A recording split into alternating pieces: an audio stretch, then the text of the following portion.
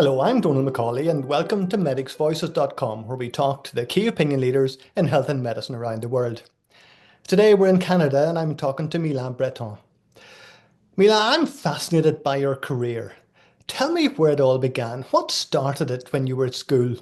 Yeah, I have a atypical pathway because I was trained as occupational therapist. So 25 years ago, and I was really young, and I decided to continue to do an MBA. So it was completely different pathway, and I want to pursue this because I was in the ski team, so I just want to continue to do ski, and then I do MBA, and it's the only place where you can do an MBA without any experience in the America. It's Université Laval, so I did an MBA without any experience, and I worked part-time during summer as a summer job as a occupational therapist. But then when I complete my MBA without any experience, I prefer to go and continue to do a PhD in healthcare management at University of Montréal. So I moved to Montreal. I continued to do the alpine skiing team, and I started doing a PhD. But the step between an MBA and a PhD without having a master was quite huge. But so I started really working hard, and I do a specialty on healthcare management. And at that moment, when I complete my PhD, I really continued the research pathway. So I did a postdoc on première. So since that day, I'm a scientific, and I start to do a job at university as a researcher in 2012. Okay, well, let's bring you back to the very beginning. So, what started your interest in occupational therapy? Oh, that's really interesting. I want to do something about clinic. I didn't have the rate to be physician, so I did a occupational therapist. But as the first year, I know that it was not the career I want to pursue. I really wish to be a manager. My mother was a CEO of a hospital, and my dream that I would be a manager. So I feel that I need a background in clinical. So I did occupational therapy, and my mind was to be a decision maker, and that was what I want to achieve. So it's why I did a MBA, and then I was really without any experience. So I was too young to have a manager position. So I continued on a PhD. But then, the step was really, again, the same. It's always been the same challenge for me because I didn't have any experience as a manager, but I was specialist on healthcare management. So now I'm continue to do a lot of research in close partnership with decision maker instead of being one. Then you did your MBA. So, tell me about the MBA. What was it that really fired you up with the MBA? It was something really interesting because I was trained as a clinician, and when you do an MBA, it's one class of marketing, one class of management, one class of accountability. So it's completely open a way to how do you manage or that kind of stuff. So, but without any experience, it's not my summer job as an occupational therapist, but all my class, they were 25 years ago older than me because they were really in the day having job. Actually, me, it was I used to work a lot and during my occupational therapy train, and then at MBA everybody is working instead of me who's doing ski, and I'm doing all the lecture you had. So I was really top in my class in MBA because I have time to do all the extracurricular, and it was something different if you work part full time with kids, and me, I was young, and I don't have the same responsibility. So I feel that I leverage this understanding because all the class was having experience in management. So I feel that all the class and the discussion were fueled by the real reflection of in case how you manage that.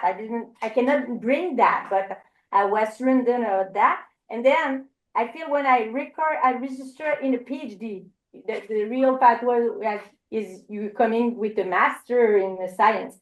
So I feel that it was quite a huge step for me for the methodologic side, but I'm really pragmatic, and I feel that was influencing all my career about doing kind of applied research. So, tell me what was it that made you want to do a PhD?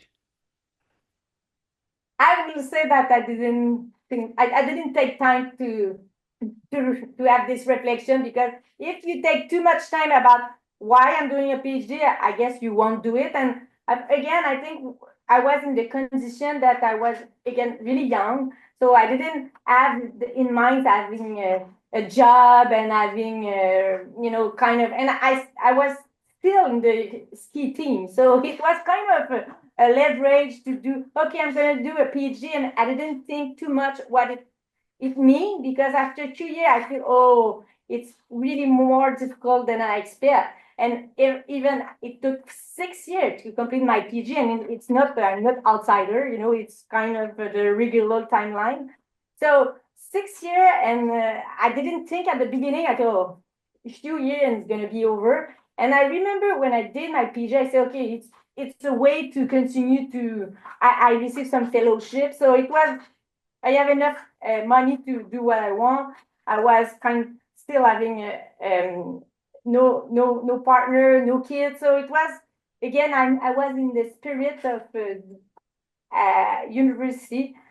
And during that time, I learned a lot, and I didn't expect to be a researcher. I never had this in mind.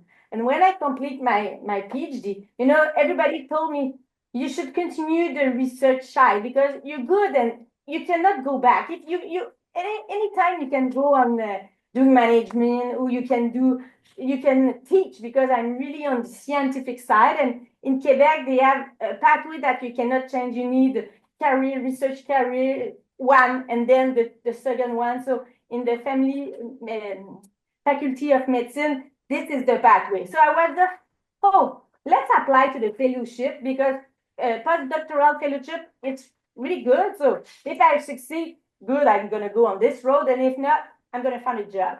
And I have that in mind. So I received the fellowship, and then I have 2 kids with postdoc, and then I have a job to university. And again, I was on, you have to earn fellowship outside. So I got a research career award for the first, and then I have a Canadian research chair. So I'm really, really on the pathway of research, scientific. I'm doing a lot of publication and all the stuff you need to have if you want to really follow a scientific career. So now I'm this stage, and now at my age, 45 years old, I'm still having in mind, maybe one day I will be manager, because I'm a real scientific, and not by accident, but I feel that maybe one day I will change, because it was not my dream to have a career at university. But now I feel that we have a good outcome to be a scientific at university. I'm really free of my time. I work hard, but we have conference outside of the country, so we have a lot of interesting outcome to be a scientific.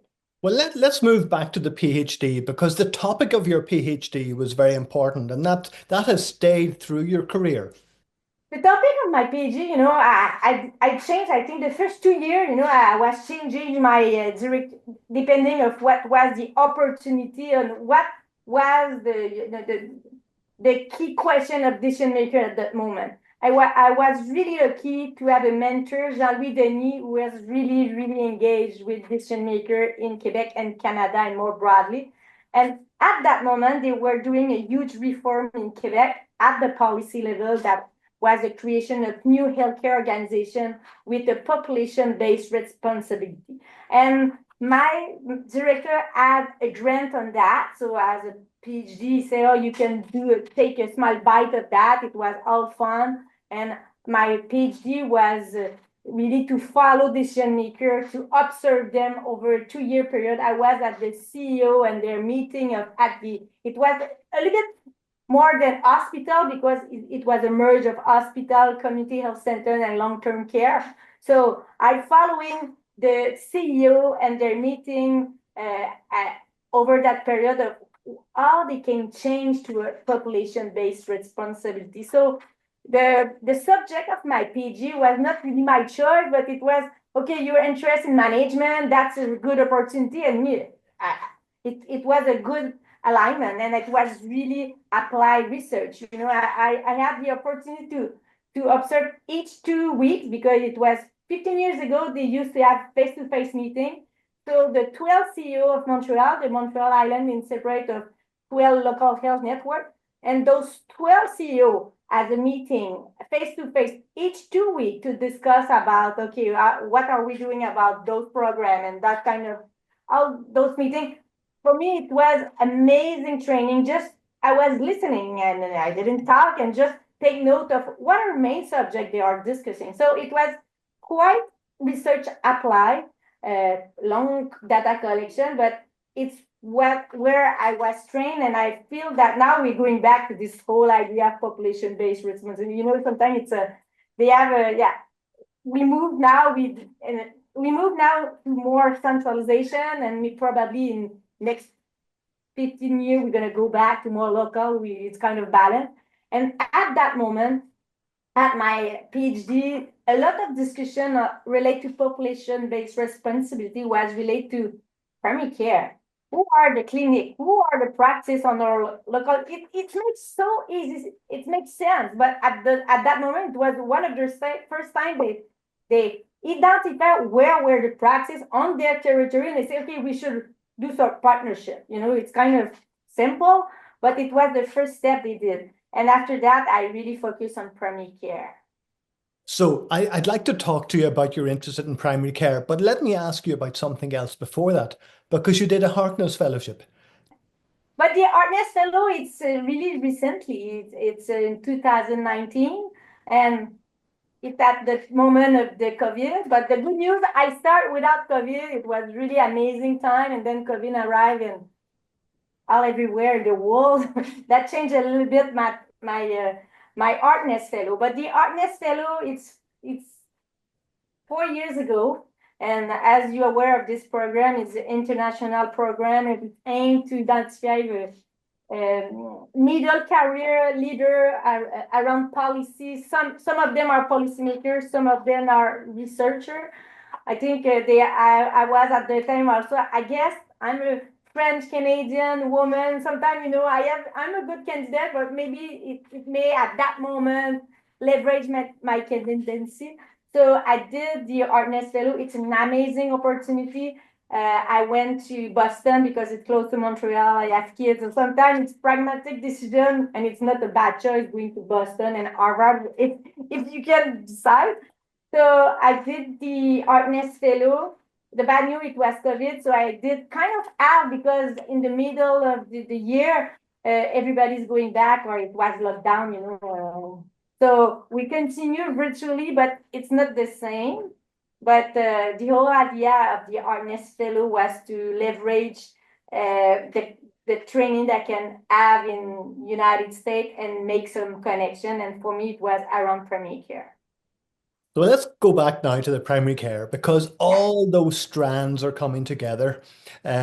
Your research, where the CEOs were talking about primary care, your own interest in primary care, the Harkness Fellow. So let's bring you right up to date because you, with a number of other researchers, wrote to La Presse in November 24 about the problems of primary care. So talk to us about that. In Quebec, 25% of the population do not have a family physician. So that is a huge problem.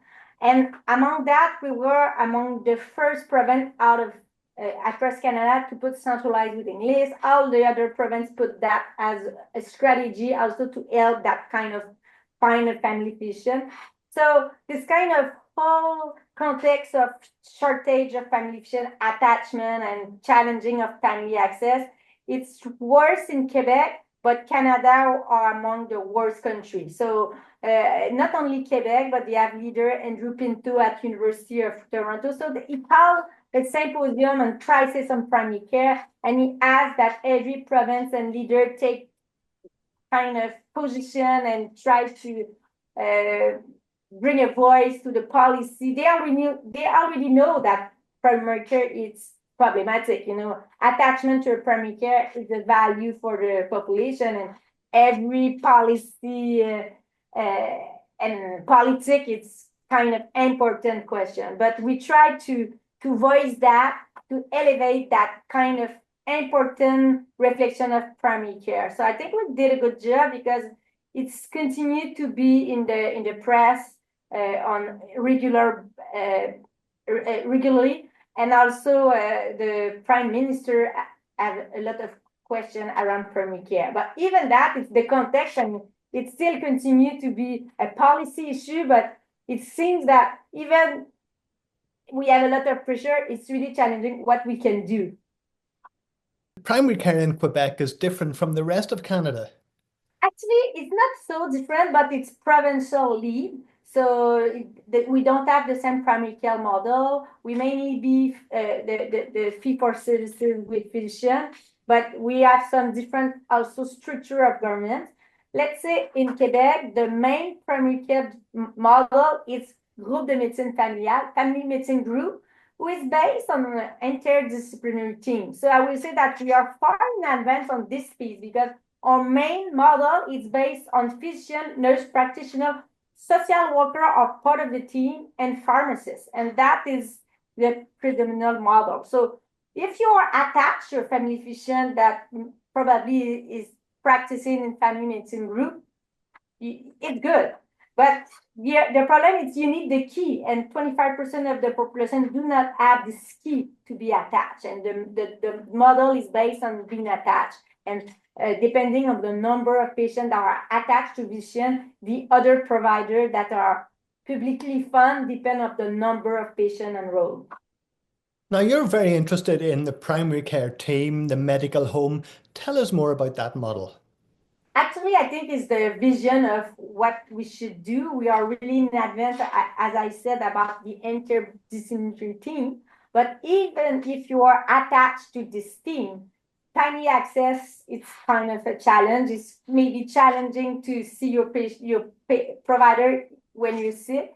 So it's the whole idea how we can support the transformation of practice for at least the person that are attached. So the 25% of patients, how we can support the improvement of the practice, the provider and the family physician to better organize their practice, to be better timely access. And in Quebec and across Canada, we still really believe in the advanced access model. I know that they have been bad press because some mixed information about it's not working, it's not adding a faster appointment within 48 hours. That maybe if it's urgent care, but the whole model of advanced access is to better put the appointment when it's needed. And a lot of those appointments is not for urgent care. So you should have an appointment, let's say in 2 weeks. So you are better managing the patient, and also how do you orient to the other provider. It's a lot of things we're working to support the practice to, okay, when the patient calls in and it's a musculoskeletal problem, it should go directly to the physiotherapist instead of physician, because a lot of place you see the physician before and then they redirect. So how we can improve all those in the context of shortage of physician. So they have a lot of pressure now to support how we work as a team, because in Quebec, we have a lot of providers inside the team, but maybe we don't leverage enough and we're still doing duplication. So they have, because the context of shortage will continue to exist, we have an important increase of population with immigration, and we also have the population who is older. So we have more population, the population is growing. Even if we have a little bit more family physician, we are not able to compensate and balance. So we have to think outside the box. We have different solutions, how we can work with other providers, how we can support also patients with their own care. Everybody around the world are working on this piece. So, and yeah. So you're bringing together your Harkness Fellowship and your MBA. You've talked about on-the-ground primary care, but how do you change policy? That is the question. That's a huge question. And so often the policy don't listen evidence. We have so many examples that even if we know what we should do, we don't develop our system on those foundations. As example, in the Quebec, over the last 5 years, we have a lot. We try to help managing the access for unattached patients, even for the enrolled patients. So we focusing on access. But at some point, the key foundation, it's not only access, but it's really to be ground on continuity. So if we put all and manage, okay, if we need, we're gonna managing episode of care, orienting on walk-in clinic, that is not the best quality and the foundation of a system. But in a policy context, they want to listen often the evidence, and they're gonna put a lot of emphasis on developing the access piece that it's so hopefully we try to work with policy to say, okay, we understand that access, it's an important value, but don't forget the true north that it's somewhere continuity. Finally, let me ask you very briefly about the whole international francophone group. That's a good question. I'm taking the presidency of the Groupe Francophone de Soins Primaires. That is a member, there are 4 countries at this moment that are a key member of those at this network: Belgium, Switzerland, France, and Quebec. And every country that we speak French speaker are welcome. But it's really to respond to a need of learning from each other in our own language.